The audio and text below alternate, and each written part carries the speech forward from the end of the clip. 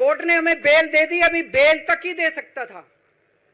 अब ये केस चलेगा। मैंने वकीलों से पूछा, मैंने कहा मेरा दिल कहता है कि जब तक ये मैं कोर्ट से बरी होके ना आ जाऊं तब तक मैं सीएम की कुर्सी पे नहीं बैठूंगा। उन्होंने कहा जी ये 10 साल चलेगा केस, कोई कह रहा है 15 साल चलेगा केस, कोई कह रहा है 20 साल चलेगा केस। तो केस ये अभी लंबा चलेगा। आज कोर्ट जितना कर सकता था, कोर्ट ने हमारे पक्ष में निर्णय लिया है, हमें बेल दे दी। उन्होंने ऐसे कानून में जिसमें बेल मिलनी नामुमकिन होती है, उन्होंने बेल दे दी।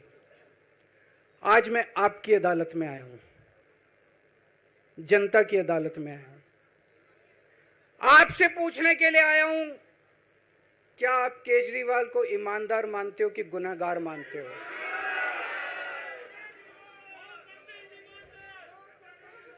मैं दिल्ली की जनता से पूछना चाहता हूं, मैं देश की जनता से पूछना चाहता हूं कि क्या केजरीवाल ईमानदार है कि गुनहगार है?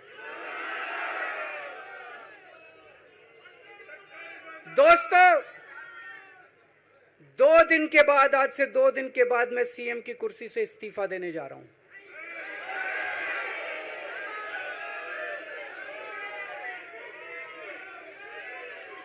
और मैं तब तक सीएम की कुर्सी पे नहीं बैठूंगा जब तक जनता अपना फैसला ना सुना दे। मैं जनता के बीच में जाऊंगा, गली गली में जाऊंगा, घर घर में जाऊंगा, और जब तक जनता अपना फैसला ना सुना दे कि केजरीवाल ईमानदार है, तब तक मैं सीएम की कुर्सी के ऊपर नहीं बैठूंगा।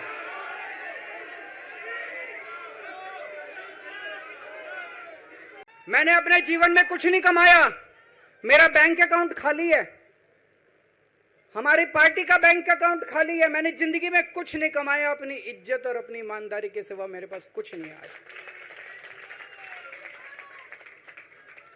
इनकम टैक्स में कमिश्नर की नौकरी करता था,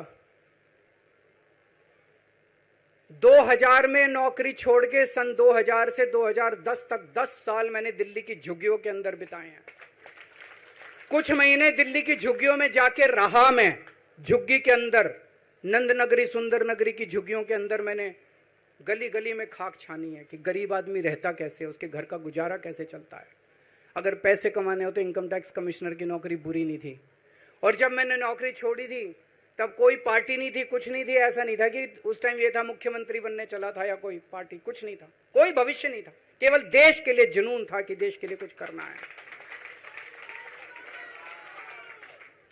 देश के लिए कुछ करने हैं। 49 दिन की सरकार के बाद इस्तीफा दिया था, अपने असूलों के लिए इस्तीफा दिया था।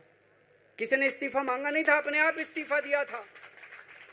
आज के तारीख में, आज के जमाने में कोई अपनी चपरासी की नौकरी नहीं छोड़ता। मैंने मुख्यमंत्री की कुर्सी छोड़ी थी, अपने आप छोड़ी थी।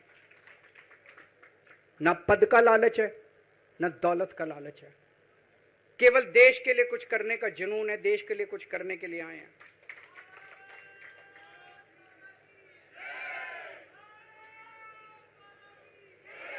इन्होंने मेरे ऊपर आरोप लगाए, मनीष जी के ऊपर आरोप लगाए हैं। इस देश का जो सबसे कठोर कानून है, ईडी का कानून, पीएमएलए, जिसमें बेल भी नहीं मिलती, बेल मिलनी भी मुश्किल है, उसके अंदर हमारे ऊपर तरह तरह के इन लोगों ने आरोप लगाए हैं।